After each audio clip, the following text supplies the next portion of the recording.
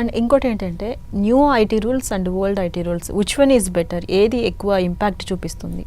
Okay, అంటే new IT rules అని కాదండి, we'll have to look at it this way. New tax regime and old tax regime అని చూడాలండి. ఎందుకంటే మనకి ఆప్షన్ ఉండేది వీటిలోనే చూస్ చేసుకోవడానికి.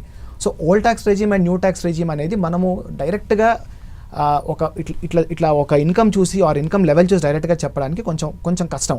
ఎందుకంటే ఎస్పెషల్లీ ఇప్పుడు ఆఫ్ లైట్ మీకు వచ్చిన ఈ ఎగ్జంప్షన్ బెనిఫిట్స్ కానీ ఈ ఇంక్రీజెస్ కానీ ఇవన్నీ మీరు కనుక పరిగణలోకి తీసుకుంటే డైరెక్ట్ మనం ఒక స్ట్రైట్ ఫార్ములాతో చెప్పలేమన్నమాట. ఈచ్ కేస్ని ఈచ్ ఫ్యాక్ట్ని మనం ఒకసారి ఇవాల్యుయేట్ చేసుకుని వాళ్ళ శాలరీ కాంపోనెంట్స్ ఏంటి, వాళ్ళకున్న ఎగ్జంప్షన్స్ ఏంటి, మనం ఏం క్లెయిమ్ చేసుకోవచ్చు అనేది అవన్నీ మనం కన్సిడరేషన్లోకి తీసుకుని ఒక క్యాల్కులేషన్ అనేవి చెప్పాలి. అయితే ఒక రఫ్ క్యాల్కులేషన్ ఒక బ్రాడ్ లెవెల్లో క్యాల్కులేషన్ చేసామండి. అది అంటే ఒక ఎగ్జాంపుల్ కోసం చెప్తాను. సపోజ్ ఇప్పుడు ఒక ఎంప్లాయీకి యాన్యువల్ శాలరీ 10 లక్షలు ఉందనుకోండి. 10 లక్షల యాన్యువల్ శాలరీ ఉంటే మీకు న్యూ ట్యాక్స్ అంటే వేరే ఇంకేం ఇన్కమ్ లేదనుకుందాం, ఓన్లీ శాలరీ పర్స్పెక్టివ్లోనే మాట్లాడతాను ఇప్పుడు నేను. 10 lakhs మీకు యాన్యువల్ శాలరీ ఉందంటే మీకు స్ట్రైట్ అవే న్యూ ట్యాక్స్ రెజీమ్ బెనిఫిషియల్. ఎందుకని దగ్గరగా 12,75,000 దాకా మీకు న్యూ ట్యాక్స్ రెజీమ్లో ట్యాక్స్ లైబిలిటీ ఉండదు. అయితే ఇక్కడ ఒక గమనించాల్సిన విషయం ఏంటంటే, నేను what I'm saying is tax liability మాత్రమే ఉండదు, అంతేగాని రిటర్న్ ఫైలింగ్ ఆబ్లిగేషన్ ఉండదని నేను చెప్పట్లేదు. ఇక్కడ ట్యాక్స్ లైబిలిటీ కూడా ఎందుకు ఉండదంటే మీకు రిబేట్ అనేది ఒకటి అవైలబుల్ ఉంటుందన్నమాట. ఆ రిబేట్ వల్ల మీకు ట్యాక్స్ లైబిలిటీ ఉండదు, కానీ స్ట్రైట్ అవే మీకు స్లాబ్ రేట్స్ వల్ల వచ్చే బెనిఫిట్ ఇక్కడ స్లాబ్ రేట్స్ వల్ల మీకు ఇక్కడ జీరో అవ్వదు. ఇది ఒకటి చాలా ఇంపార్టెంట్ పాయింట్, ఇదొకటి గుర్తుపెట్టుకోవాల్సిన విషయం. సో రెండో ఎగ్జాంపుల్ తీసుకుంటే, ఇప్పుడు 10 లక్షల ఎంప్లాయీ ఎగ్జాంపుల్ తీసుకున్నాం కాబట్టి రెండో ఎగ్జాంపుల్ ఒక 15 lakh శాలరీ పర్సన్ ఎగ్జాంపుల్ తీసుకుందామండి.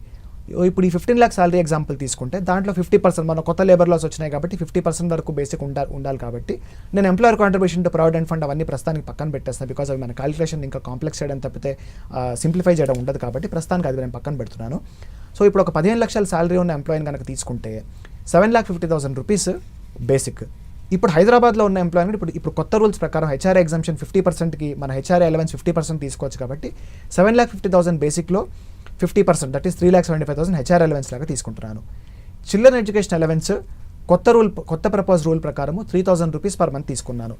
అలాగే చిల్డ్రన్ హాస్టల్ అలవెన్స్ కూడా 9,000 rupees per month తీసుకుని వేరే అలవెన్సెస్ ఇవన్నీ పోయిన తర్వాత వేరే అలవెన్సెస్ ఒక 2,31,000 rupees ఉందనుకోండి.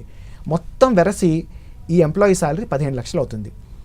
ఓల్డ్ ట్యాక్స్ రెజీమ్లో మన క్యాల్కులేషన్స్ ప్రకారము ఒక 40,000 చొప్పున ఇతను రెంట్ కడితే హెచ్ఆర్ఏ అలవెన్స్ మొత్తం ఎగ్జంప్షన్ వచ్చేస్తుంది.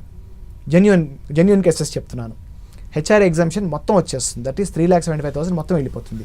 చిల్డ్రన్ ఎడ్యుకేషన్ అలవెన్స్ 36,000 మొత్తం వచ్చేస్తుంది. చిల్డ్రన్ హాస్టల్ అలవెన్స్ 1,08,000 rupees మొత్తం వచ్చేస్తుంది. ఇంకా మిగిలింది ఇతని కేసులో ఏముంటుందంటే ఒక బేసిక్ అదర్ అలవెన్సెస్, ఈ రెండు మాత్రమే మిగులుతాయి. ఈ రెండు మిగిలినప్పుడు 15 లక్షల నుంచి 15 లక్షలు అతని శాలరీ ట్యాక్సబుల్ ఇన్కమ్ లెవెల్కి వచ్చేసరికి 9,81,000 rupees వస్తుంది. ఈ 9,81,000 rupees వచ్చిన తర్వాత మనము ఏది మన స్టాండర్డ్ డిడక్షన్ అది కూడా అప్లై చేసుకున్న తర్వాత ఓకే, ఈ 80C డిడక్షన్ ఏమన్నా ఉంటే అది కూడా తీసుకున్న తర్వాత మీకు దగ్గరగా 75,000 వరకు మీకు ట్యాక్స్ లయబిలిటీ రావచ్చు. ఓకే, అదే కనుక మీరు న్యూ ట్యాక్స్ రెజీమ్లో ఉంటే ఇందాక నేను చెప్పిన ఎగ్జంప్షన్లు ఏంటి, ఈ హెచ్ఆర్ఏ ఎగ్జంప్షన్లు, ఎడ్యుకేషన్ అలవెన్స్ ఎగ్జంప్షన్లు, ట్రాన్స్పోర్ట్ అలవెన్స్ ఎగ్జంప్షన్ ఇవి ఏమీ రావు. జస్ట్ దట్ మీకు ఏంటంటే శాలరీ నుంచి ఈ స్టాండర్డ్ డిడక్షన్ 75,000 వస్తుంది. ఓల్డ్ ట్యాక్స్ రెజీమ్లో 50,000 వచ్చేది, న్యూ ట్యాక్స్కి వచ్చారు మీకు 75,000 వస్తుంది. మీ ట్యాక్సబుల్ ఇన్కమ్ అప్పుడు ఎంత అవుతుందంటే 15 లక్షల నుంచి ఒక 75,000 తగ్గి 14,25,000 అవుతుంది. దాని మీద మీరు ట్యాక్స్ లయబిలిటీ కంప్యూట్ చేశారనుకోండి ఒక ₹1,00,000 దాకా రావచ్చు. సో కంపారిటివ్లీ మీరు చూసుకుంటే ఇలా కనుక మీ శాలరీ స్ట్రక్చర్ ఉంటే మీకు అప్పుడు ఓల్డ్ ట్యాక్స్ రెజీమ్ ఎక్కువ బెనిఫిషియల్ అవ్వచ్చు. అండ్